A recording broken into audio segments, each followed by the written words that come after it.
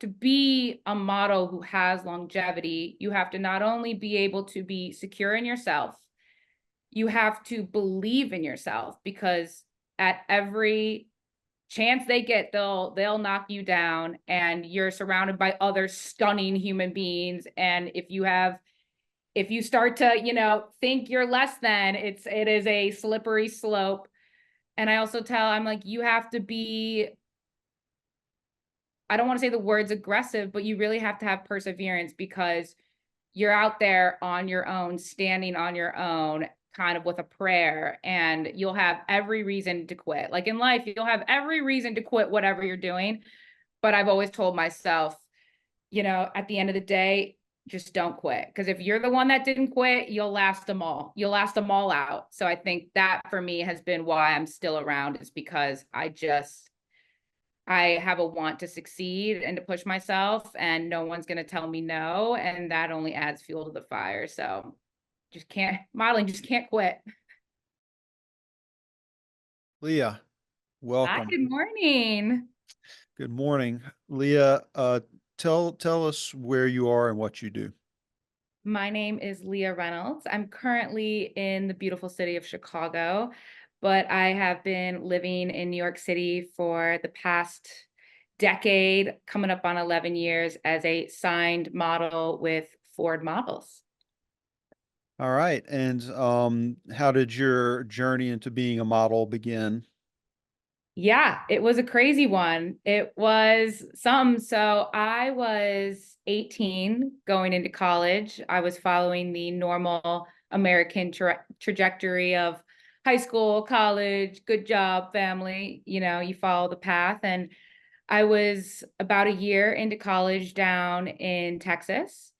And somehow I just felt the need to find a different path for myself. I wasn't very in love with the college experience. I wasn't very motivated being there, and entered my spring break and had all of these internships lined up, because that's what you do as a college kid. You get your internships ready, enter the workforce one day, hopefully. And I was in Chicago at the time. I was home, and I had come across Ford Models had an open call. And this had to be 2012, 2013. So this was when humans were still interacting with humans in the world. And I had all of these banking interviews set up, but I thought, you know what? Why not just step in and get rejected? Why not? Don't tell anybody. Just don't mention it to anyone close to you. But, my philosophy is always, the worst thing they can do is say no. And I would rather always live the life of, better an oops than a what if. So I thought it was so random that I had found this thing. And I had always enjoyed kind of being an extrovert and, getting my photos taken, but by no means I grew up, doing photo shoots, and wasn't chasing that career path by any means. I just didn't think it was even reachable. Hearing modeling is still like such an unattainable idea. Who gets to do that? Is that even real? So in the middle of my business interviews, I walked into Ford Models in Chicago, and right then and there, they took one look at me, and then they started hammering off the hard questions that they weren't given to the other girls. And keep in mind, this was like a long line, everyone and their mom is here situation. And I gotta love fashion for one thing. They ain't bullshitting you. They're gonna look you right in the face and they'll reject you. Or if they're serious, they put it on the table pretty quickly.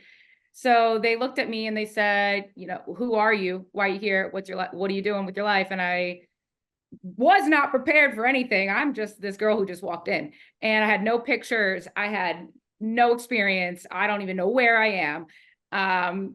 And they said, oh, so you live in Texas, you're going to school. Yeah, that's not going to work for us. Oh, would you quit school? And I said, I'm just on lunch break. I'm just on lunch break right now. And they said, okay, well, take a second. And when you're actually serious, circle back to us. And I kind of didn't know. And that's the beautiful thing in life. You don't know what decision you're going to make that's going to change the trajectory of your life. But if that decision comes, you better be prepared to make your decision and answer it. And so I remember coming home and they gave me a contract in hand that day. And they said, when you're serious, come back to us and sign this contract and, you know, get right about it. You can't model in Texas. They didn't sugarcoat nothing about that, because they certainly don't have time to waste. And they have a lot of pretty girls that come through who will probably waste their time. So I just remember going home and my father was the first person I even mentioned it to you. I was like, crazy plot twist. I actually don't want to go back to college, where I've invested 18 years of my life. And I would like to quit school, effective immediately, and do this crazy thing that I have no connection to. I have no history with. I have no experience. I know nobody. I have no mentor. I have no money. I don't know nothing about nothing. And like great parents that I do have, obviously they had a lot of hesitation, but they also understood, you know, she's going to do what she wants to do, and people have to take their journey and make their decisions. And I was obviously 18 at the time, so they knew better than to push back on someone like me. So I signed that contract that summer. I let my school know I was not returning, and that is how I began. I think within 3 months, I was sent to New York and moved there. I lived in Australia for a year after that, modeling. I walked Chanel. I came back, and I've been just modeling kind of all over the world, and just trying to keep on keeping going ever since. And it's been a roller coaster and a dream that really came out of one leap of faith, one random link I saw overnight, and it's been a dream and a blessing. And to just for a little bit of insight, what sort of modeling do you do?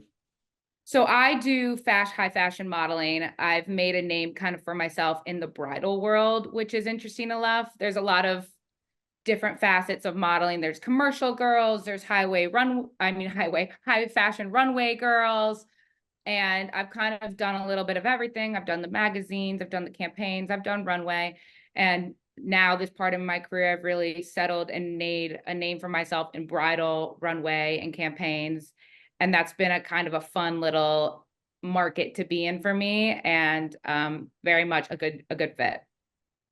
What does it take to be a good model?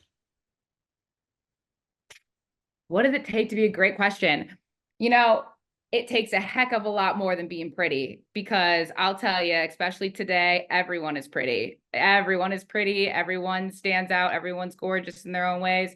And I think people underestimate that to be successful in modeling is extremely hard. And when I say I've been in it for 10 years, that like modeling, it's like dog years. Most models don't go beyond 2 or 3 years. It is, you have to have so much perseverance. You have to have so much, I want to say self-confidence, because you are just knocked down every day. And yeah, like these might be the 1% prettiest girls in the world, but best believe they're told they're ugly 500 times a day. So to be a model who has longevity, you have to not only be able to be secure in yourself, you have to believe in yourself, because at every chance they get, they'll knock you down, and you're surrounded by other stunning human beings. And if you start to, you know, think you're less than, it is a slippery slope. And I also I'm like, you have to be, I don't want to say the words aggressive, but you really have to have perseverance, because you're out there on your own, standing on your own, kind of with a prayer, and you'll have every reason to quit. Like in life, you'll have every reason to quit whatever you're doing. But I've always told myself, you know, at the end of the day, just don't quit. Because if you're the one that didn't quit, you'll last them all. You'll last them all out. So I think that for me has been why I'm still around, is because I have a want to succeed and to push myself, and no one's going to tell me no. And that only adds fuel to the fire. So modeling just can't quit. Do you see that sort of that sort of battery on self-esteem? Do you see that like taking its toll on a lot of young girls?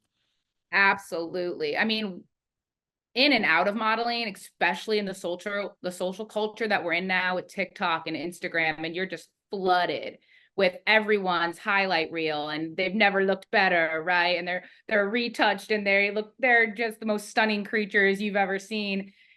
You really have to dig deep and just believe in yourself. And I will be the first to say, I'm not the most stunning person in the room. I am not, but I know that I bring something to the table that's more than my looks. And I also think that that's taken me far in modeling, because you have to understand there's so much pressure on women and young girls to look a certain way and to be a certain way.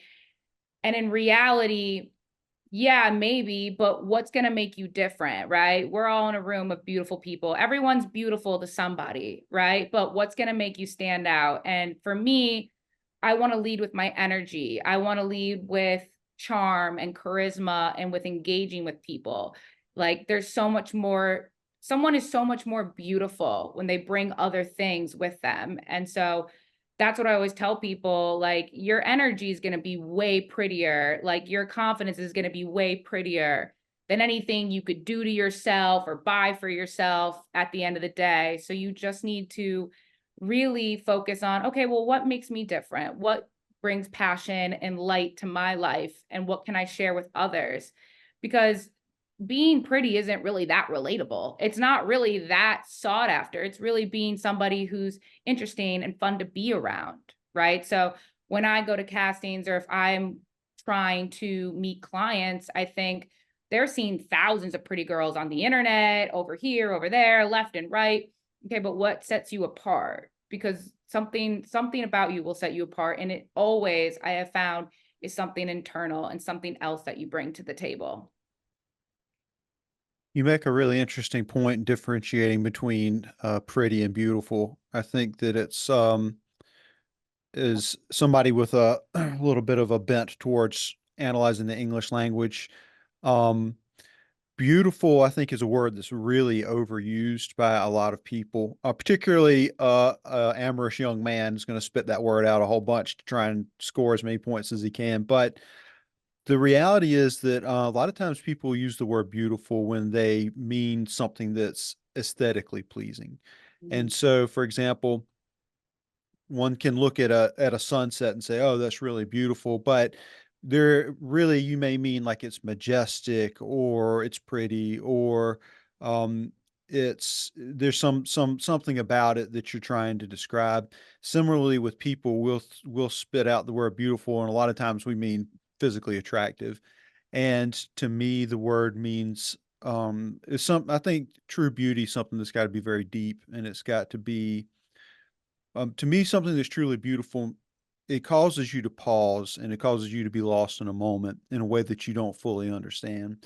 And it's got to be touching, it's got to be profound, and that's true beauty. And it can be a very rare thing in the world. And when we encounter it in another human being, we've we're interacting with an experience of a person, not just our the perception of our senses of that person. But when you connect with somebody that's had life experiences or has overcome some pain or is having their human experience and you see it and you can feel it, that's when you've encountered true beauty in another person, and it's very powerful, and it's unmistakable when you do find it, and it's captivating and irresistible, and we want to pursue it and we want to just feel it as much as we can.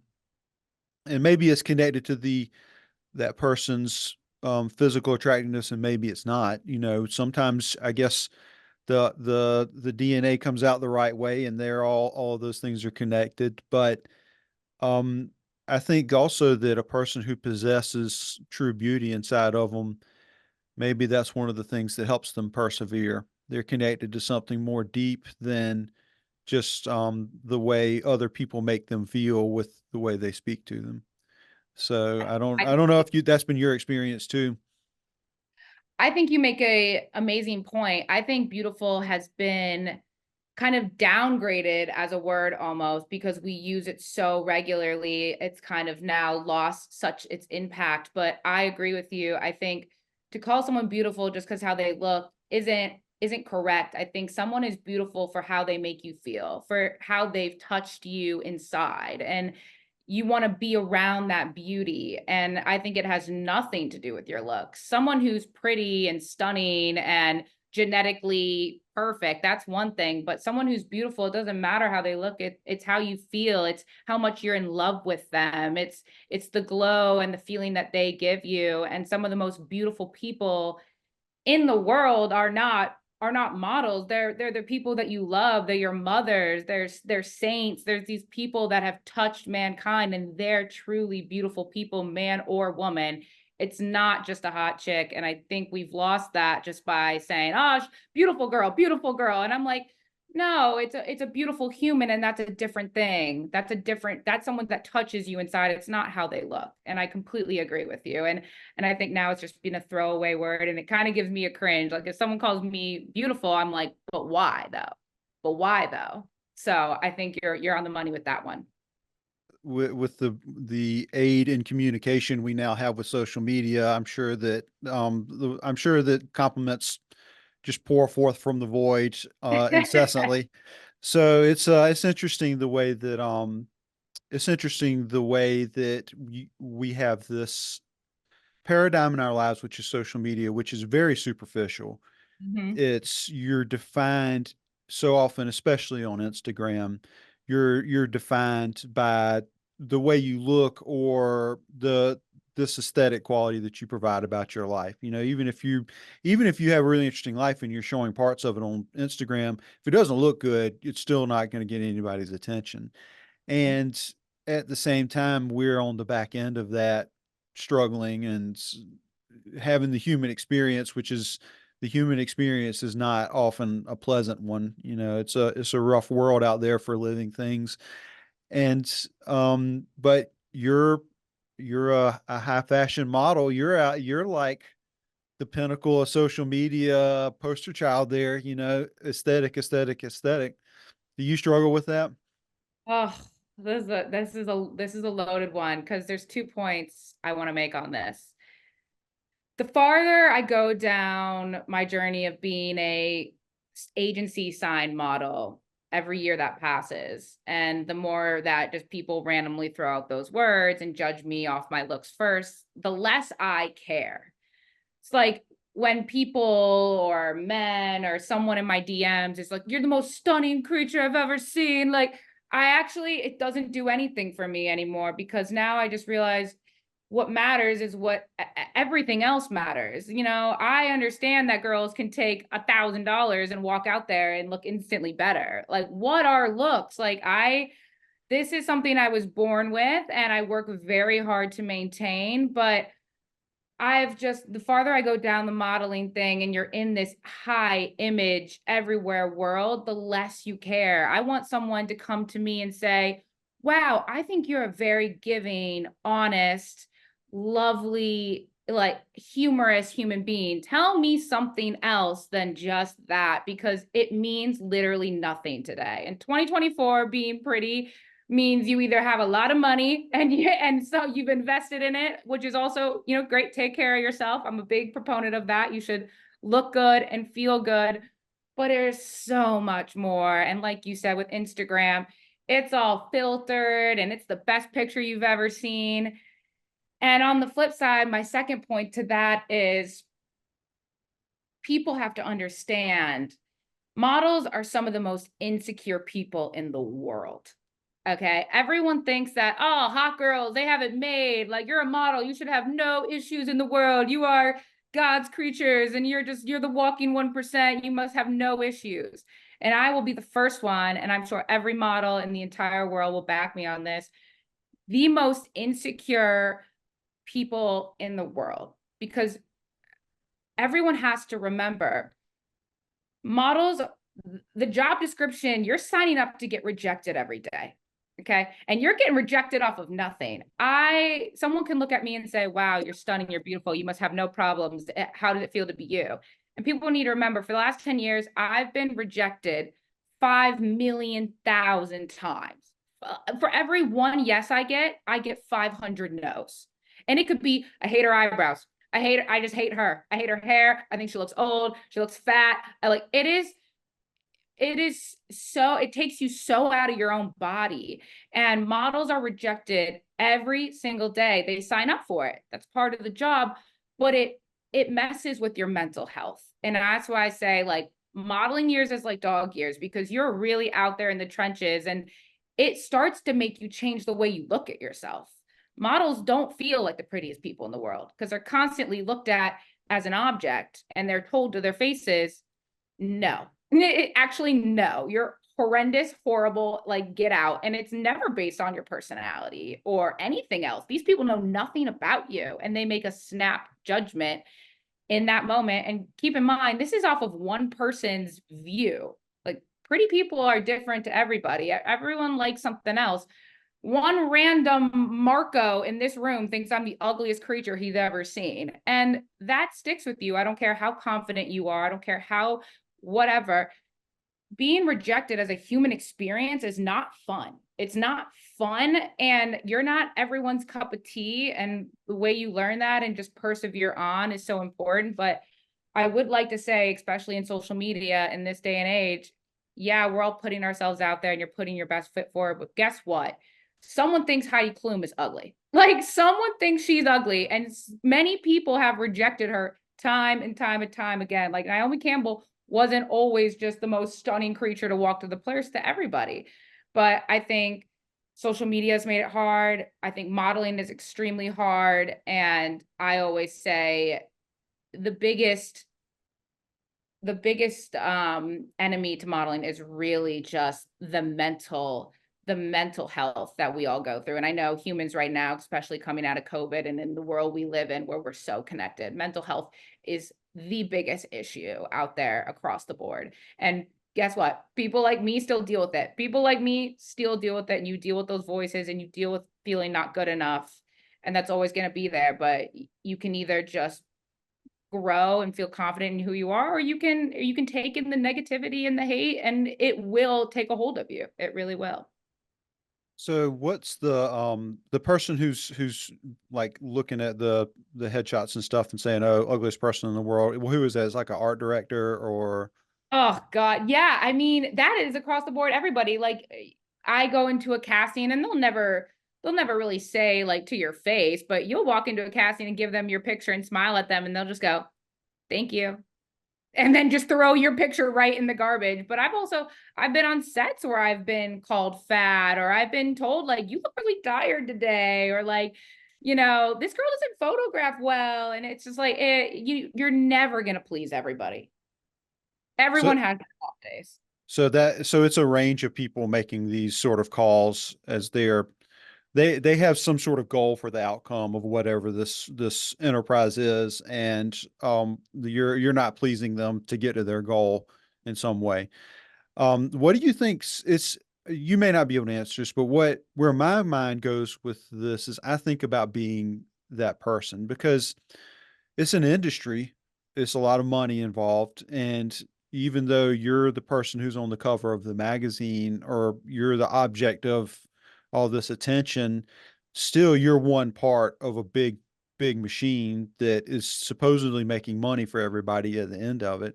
And so it's really interesting to me to think like what's the mindset of that person who's saying, who's judging another human being entirely on the way they look and tossing them out like, tossing them out like leftovers if it's not the right thing. I wonder what their lives are like if they feel fulfilled having that for a job.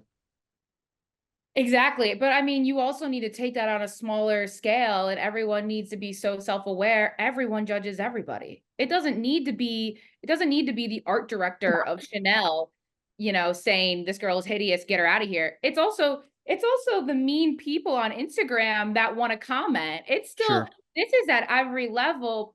As a human, like, I don't know what it is in the human nature that we want to put that negativity out there, but everyone has a comment and everyone has opinion, and they all feel that they should share it. And that's fine, do that. But I think that that comparison and judging people is at every level in everybody's life, whether you're a model, whether you're an actress, whether you're in an image industry or not, whether you're a plumber and you're horrible at it and they want everybody to know. Everyone's judging everybody. And that is the world we live in. I mean, that's why we have Instagram and TikTok, so we can look into other people's lives and feel that we're the critic. Oh no, we have something to say, like we have something better. And that is unfortunately the monster that kind of we all live in now, that we're a world that is so connected and has so much visibility to one another. It's human nature, but the paradigm of social media amplifies that aspect of our nature. It's so we're so immediately exposed to so much of a person's life, and we can so immediately put that hot take out there and get our own little piece of the attention that's being shed off of them and what they do. But at the same time, it's true, we are all judging. We're assessing every other human being for what they can do for us, but at the same time, we're affected by seeing ourselves in them. You know, if somebody's suffering, I think a lot of healthy people are going to see themselves in them and sort of shudder at their own possibility of suffering. And there's like a tension between those two things that makes a human being keep spinning like a top. And in social media, we get it's such a shallow pantomime of that experience that's going on inside of your head, where when you're interacting with an actual human being who's a part of your life, you may have all of those thoughts, but it's a richer experience, and you can't, you had a bad day today, yeah, you're judging them harshly, but you show up tomorrow, you're feeling a different way and you're going to judge them differently, but it's a little bit unnatural. And ultimately, who's to say what's going to happen with it? We've really saturated ourselves pretty heavily at this point, so who knows? But I, it's also something to me that's it's it's very profound to me that the industry that you're a part of, which is, I would say, primarily, maybe you can tell me if I'm wrong about this, primarily is dealing with younger people as models, not entirely, but primarily. And there's supposedly this 1% of beautiful people that I have not heard that phrase before, but as you say, 1% of pretty people. But at the same time, the industry which relies on them also, uh what's the right word? It handles them a little bit roughly. It sort of burns them out a little bit in their use of those people. And those two things have to sit next to each other. It's kind of like, would you rather be a beautiful, perfect, cultivated rose that's going to get cut off at the stem and wrapped up in paper and sent somewhere to die in, a certain amount of time?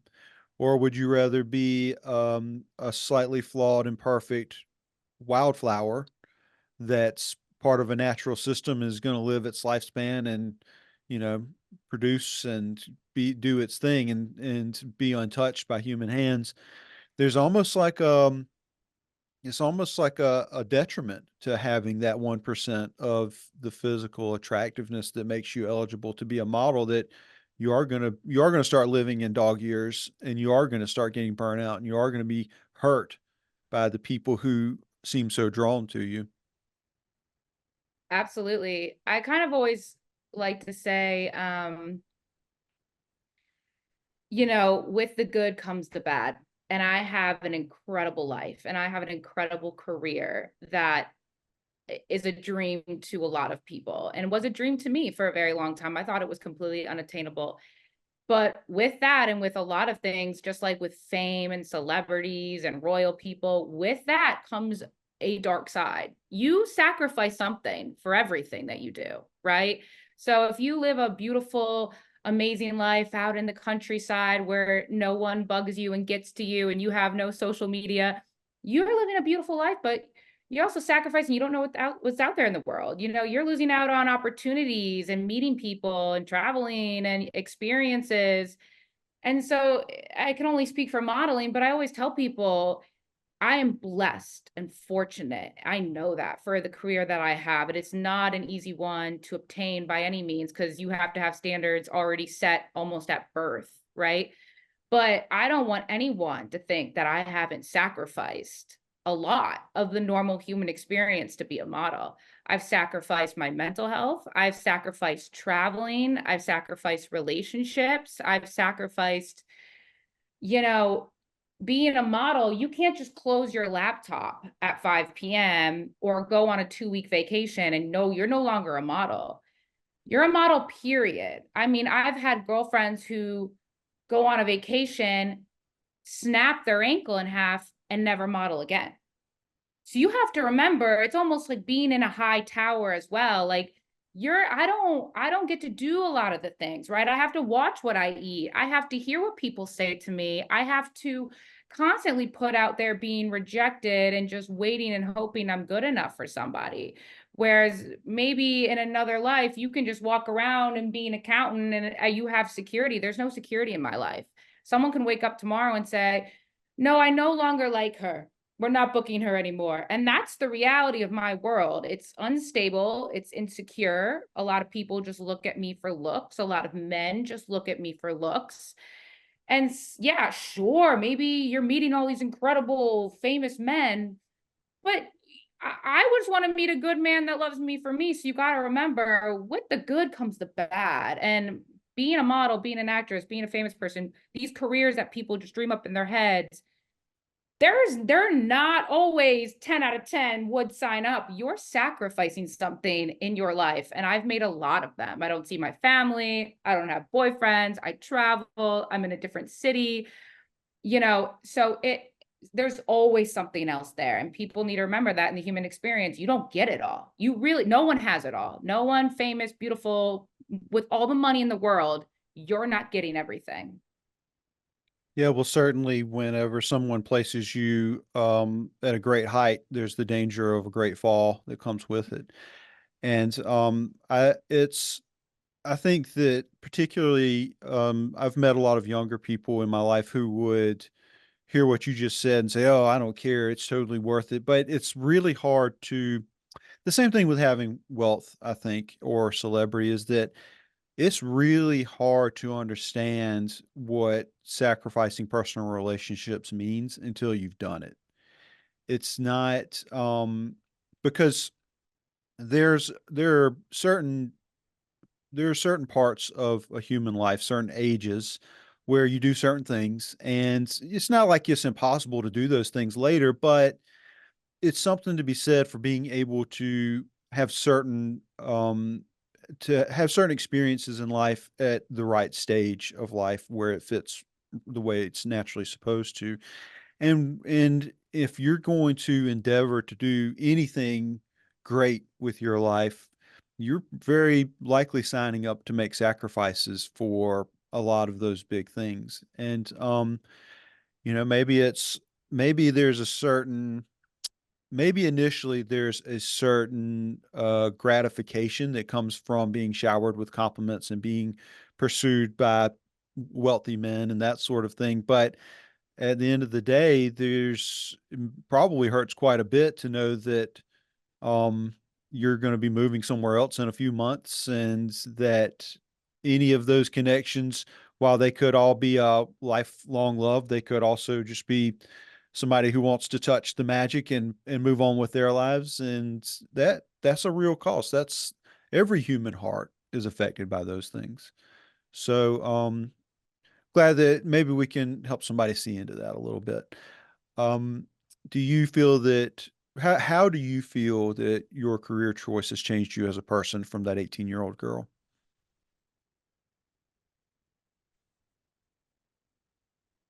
That's a great question. How do I feel my career choices? I fortunately think I'm exactly the same person I was when I was 18, just a little sharper on all of those things that make me me. I'm very fortunate to have started modeling when I was older. So in modeling, a lot of girls back when I'd started a decade ago, they were getting signed at 13, 14. And I feel those girls really, if you signed at a young age like that, that was really detrimental, because I do think the where I made a great choice was signing at 18, because at least I had gone through some of life and I knew a little bit who I was, and I was a little bit more secure in my decision making, and I wasn't so influenced by things around me. So I was a little more set. And I think that also comes with just being who I am, which is I'm a little headstrong, and I feel very firm in who I am. But I think I am the same girl I was when I was 18, but I got a good head on my shoulders. And I think that I can still look back and say all the decisions I made confidently were ones that I stand beyond today. But I think that's why, like with age, you just learn and you grow and you figure out who you are and what your values are and what you give up and what you don't. But I do fear for younger girls. That's especially why, like when I see today, TikTok and Instagram and all these girls at 12 and 13 who have all this access and all this information being shoved down their faces about who they should be and all these things.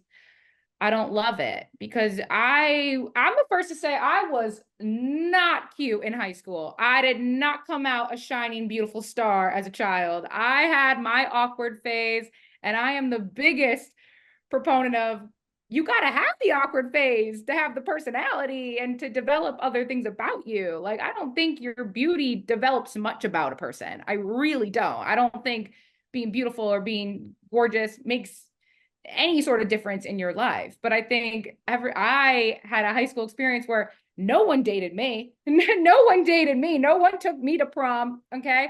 And people look at me and they don't think that's true. They're like, oh, she must have all these boyfriends. She just came out stunning. And no. I have pictures burned. I have pictures back the FBI can't get to.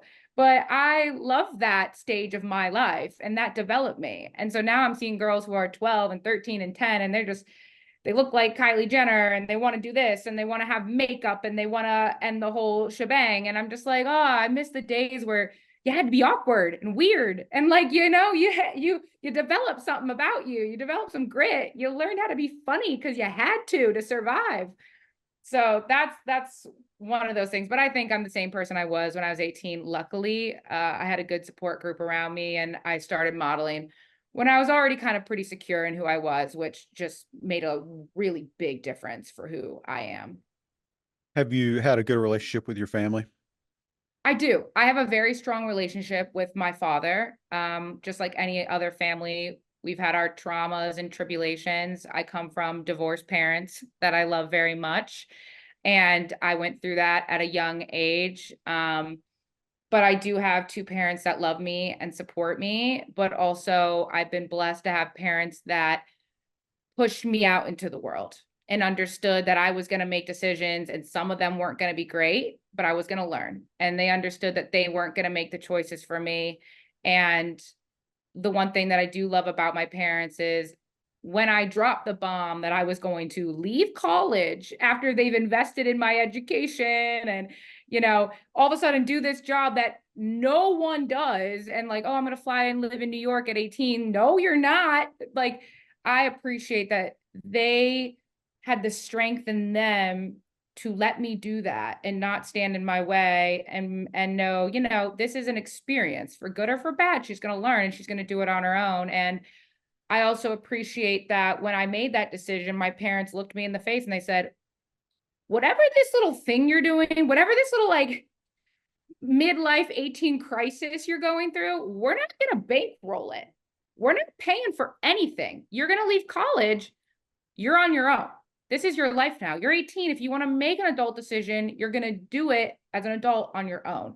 And so a lot of people, I don't know what they assume, but when I was 18, nothing that I got from modeling was ever given to me. I think when I started modeling, like $2,000 in my bank account from my high school graduation, like gifts combined. And I signed on that dotted line and they said, you're not at school. We're not paying for nothing. No housing, no food, no room.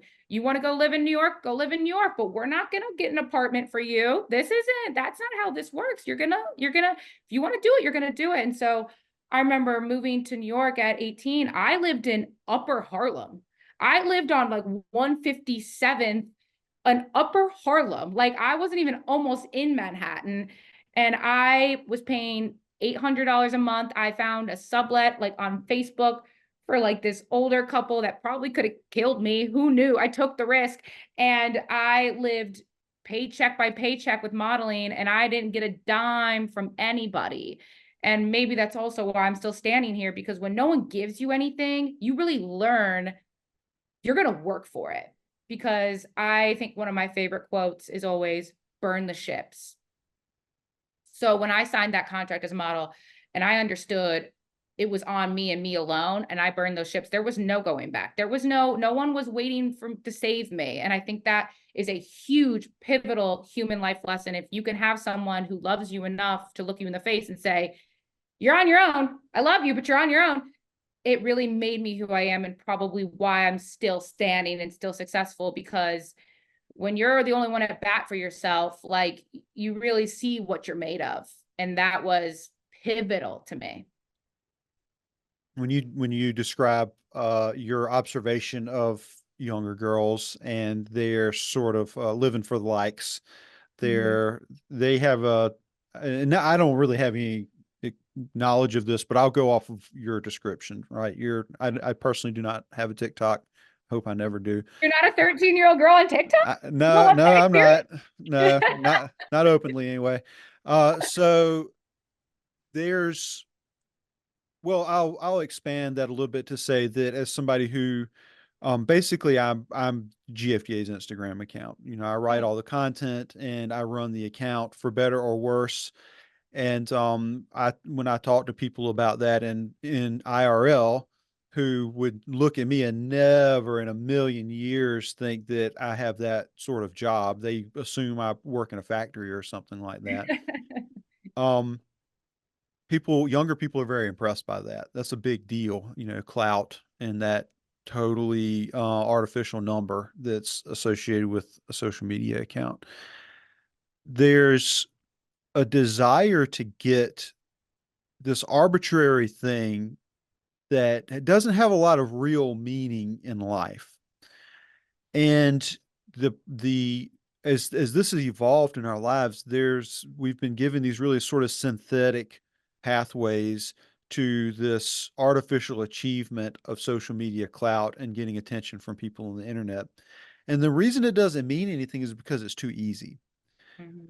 Things that are difficult come with meaning because in order to cope with the difficulty, we have to process these things and we have to derive meaning from them. Just in order to live our lives with having gone through traumatic events, we process them, we derive meaning from them. But when you can sort of follow patterns and get traction and get clout in social media, and the interactions you have with people are just really, really easy, that it lacks meaning. And what's going to happen is that you're going to wind up being less strong as a result of that as a human being because it's what comes easily can be easily taken away. And the favor that you garner on as with a social media presence goes away very, very quickly. Some people learned that in the years 2020, 2021. Some people Yeah. didn't have to learn that, but the truth is that it's a real thing. And on top of that, so in a creative field, the big boogeyman that we face is artificial intelligence. And there's, you know, artificial intelligence, it can write, it can make visual art, it can make illustrations, it can make you know, I don't know if we're quite at where it's making movies yet, but I know that's where it's going to go. And that's a big that's something that's a lot of younger people are really interested in right now because they see it as, oh, I can find success doing something and I don't have to learn the skill. I can employ AI to build all the sort of infrastructure around what I want to make. And, you know, I may be, certainly I'm old and I may also be delusional, but I don't feel a big threat from it personally as a writer because um, I think it's, I think there's always gonna be a difference because artificial intelligence can't die. It can't suffer. it can't touch upon a human experience. It can mimic it really, really well, and that might be useful for a really broad swath of like commercial copywriting. But in terms of fine art, I think it is always going to lack a certain connection from one human soul to the next. And the reason I'm going off on that tangent is because that I see something similar in what you describe, in that your success in life, yeah, at the end of the day, it's about this picture that's taken of you that may wind up on a magazine, and that defines your success in a broad, tangible way. But at the same time, you took a path to that success that was winding and uncertain and had backtracks in it, and it had difficulties, and it was a long process, and that's that contributed to your success in a way that you can't sum up like a math problem, you know. And so I whenever I do get a chance to ever discuss this subject with younger people, I'm just like, don't waste your time and resources entirely on social media. You need to go out and have life experiences. That's where a lot of your success is going to come from, is those life experiences. Woo! He's getting AI in there. He's getting AI in Well, there. it's coming for me. I'm swinging first. Listen, it's coming for all of us. I completely agree. Along with the thought of what's your follower count, and we see, the blue check sign. None of it matters. It doesn't matter. As soon as people could buy the blue check sign, it went down a level, right? And like I have been living through the experience of, as a model, where now when you like go into a casting, they have your Instagram. They have you write that down. They know how many followers follow you. And I survived the years where they were only booking girls because this girl has a 500,000 followers. That doesn't mean anything.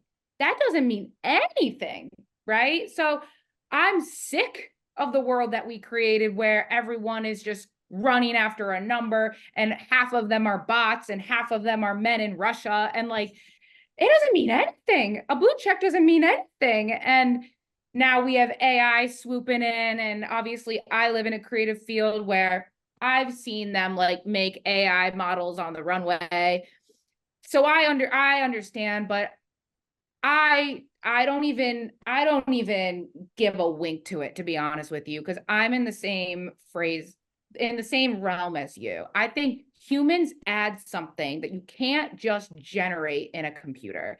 And I think, sure, you could replace models on the runway, but like there is still something about a human that you're never going to be able to insert. And it's their trauma, it's their life, it's their energy source. It's just being something you can relate to. No one can relate to a computer. I can't relate to a computer. And so people want to see people. Yeah, sure, we still judge each other, and you still want to look at celebrities who are also not really real. They're also a little filtered out, but I'm not an AI fan. I'm also not scared of it. I have a lot of people in my world that are scared of it, and I understand. But I have also lived kind of in the mindset when Instagram really, really, really took a hold of modeling, right? So now we have Instagram models, and they're getting campaigns because they just have followers. And that was something detrimental to a girl as a agency model who had no following. No one knows who I am. I'm not Bella Hadid. I don't have parents like that. I'm not Kendall Jenner. I don't have that, right? It that came in hard on regular models. That came in hard, was the Nepo babies and then the influencer girlies. And I do have faith, and I see a little bit of a flicker of the world caring less about influencers, about numbers, about check marks, because people are starting to learn it's not real, it's not relatable, it isn't really that interesting. Like at the end of the day, and as much as we all love to like put our highlight reel on Instagram, right? Like, this is the best photo I've ever taken. This is the best trip I've ever been on. I've been promoted. I've been married. I've been engaged.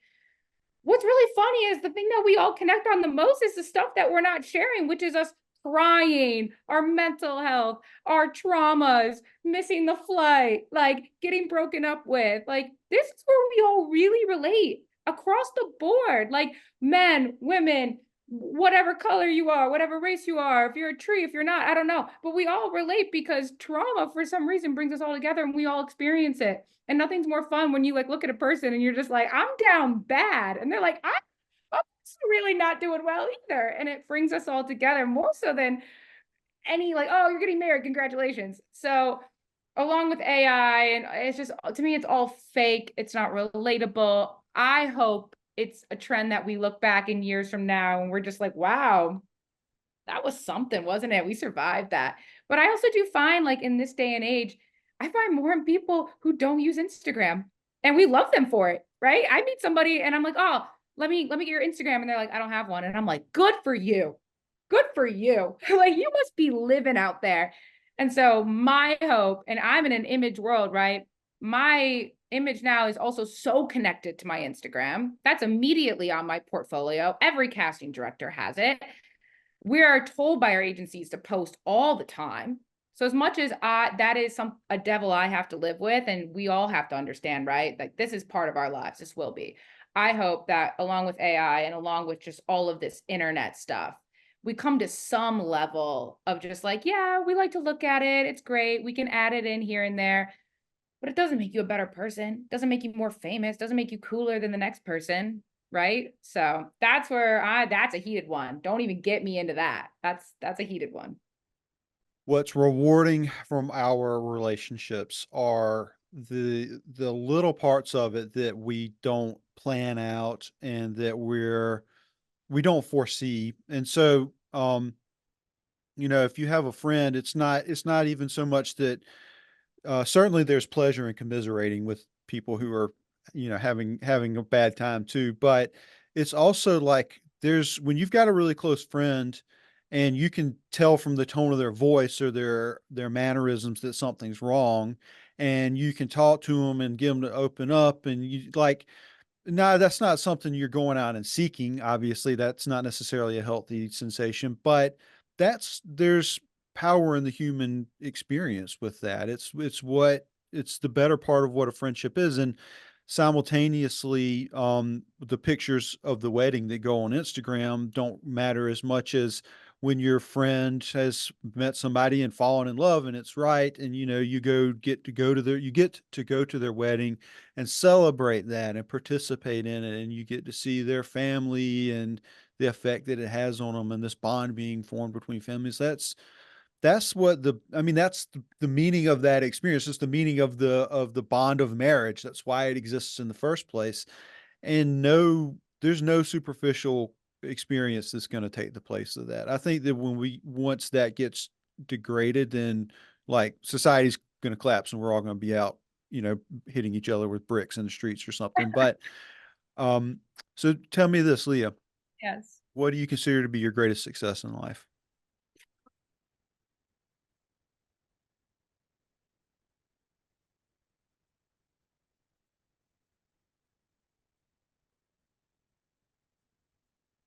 Now, it's a good question, so I have to think about it. It's a big one, so I have to think about it. My greatest success in life,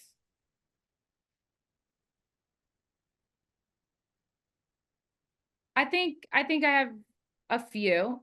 Definitely my career. I've put a lot of my life and my soul and all of my risks into my career. And I do look at modeling as a career. It's not a hobby, it's not a side gig. I hate when people say, "Oh, what are you going to do when you grow up?" Like this is a career just like anybody else, and I've made sacrifices and decisions and worked very hard to have a career since I was 18, 11 years long in an industry that is a brutal one and will fight you at every twist and turn. So I find that is to be one of my biggest honors, is just knowing that I have the resilience and a strong head on my shoulders to go headfirst into a world that, will push you out of it quite quickly for no reason. But also one of my greatest, successes is just the person I am. I'm really proud of being a loving, compassionate, forgiving person.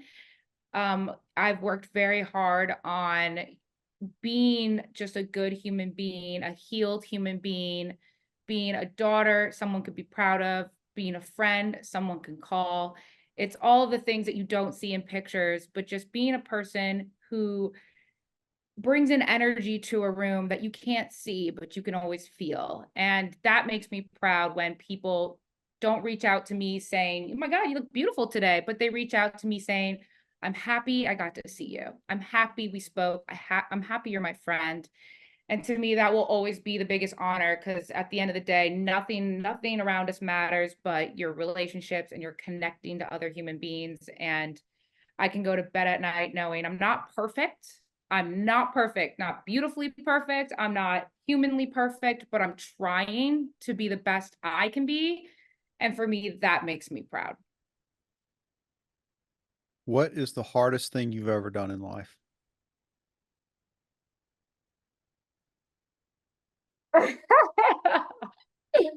The hardest thing I've ever done in life. Woo! I think let go. Let go on a lot of levels. Let go of people who broke my heart, let go of jobs I didn't get, let go of comments that are made to me, let go of disappointment. I think it's so easy to carry a lot of rejection and a lot of hard trauma with you. And I think it's incredibly hard and takes a lot of work to look at something and say, this doesn't serve me. It was a part of my life. It helped me in its ways, and I don't need to carry it any further. So I think anything in where I had, because I'm also I just want to keep everything happy and all together. But listen, as a human, you're gonna get thrown a lot of things, you're gonna lose a lot of things, you're gonna lose a lot of people. You're not gonna get everything. And so being able to let go and have faith that you're gonna get better and better is for you. That would be my answer. Well, I consider the ability to let go to be the ultimate demonstration of strength, personally. It takes more strength to let go of something than it does to hold on to it because, especially something that's attached to your emotions or another human being that you've invested something into, or something that's attached to your future, like your source of income. When you have to let go of things that are important to you, you suddenly feel very alone, Mm-hmm. and you suddenly have an eerie feeling of one little tiny speck of an individual against an infinite universe. And so it takes great strength to let go. It puts you in a very vulnerable place. It does. And I also personally believe that strength is the most attractive quality that a human being can possess. I think it's universally true. I think it's got nothing to do with, um, sex or how the differences between why a man might be attractive or a woman might be attractive. It goes beyond those things. We see strength in others, and there's a primitive, primordial switch is flipped inside of us that says, this person is somebody I can bet on for producing offspring, and they'll have my back one way or the other. Good genes, good instincts, strength. I like it. I'm drawn to it. I want more of it around me. And so I think you're a person whom life made. I was grammatically incorrect. I'm gonna have to edit that. You are a person who life has made strong. And you were made strong before you were cast into your path to destiny, so to speak. And your strength helped you climb that path. And I think that's one of the major things that makes you distinct and makes you stand out in your professional realm where you have so much competition and so many obstacles and so many detractors and so many people ready to pile some baggage on top of you when you're already dragging so much to get through and be this object of fascination and desire. And so I think that's the secret to your attraction. I think you're strong, and I think your strength comes from your ability to let go. Oh, see, when we talked about earlier, like when I said, "Oh, being called beautiful, what does that even mean anymore?" Like to me, hearing you say those words and someone looking at me and saying, "I think you're strong," is worth 100 times any of those other compliments. I think I agree with you. I think being a strong person is a beautiful thing. It's a human thing. And I want to thank you because that is a compliment that I actually deeply will take and will bring a lot of light and love to my day. So I thank you for that. Well, you're very welcome. Certainly, you're deserving of it. And I just want to tell you, it's been a pleasure talking to you. You've given insight into an industry that I think is filled with stereotypes, and that we only see one tiny little pinhole into. And you've given some of the interesting background into it. So, thank you for that. No, I'm happy to clear a little bit of the smoke and mirrors away. And if you ever would like me back and have some harder questions, I'm always here for you. I really appreciate you. You and your motivational quotes got me through COVID, which I'm sure was the same for a lot of people, but what you write resonates with a lot of people and brings a lot of people together. So thank you. Well, thank you too. I'm humbled by that. And certainly, those motivational quotes got me through COVID too. Um, Leah, how can people connect with you on the internet if you would like them to do so?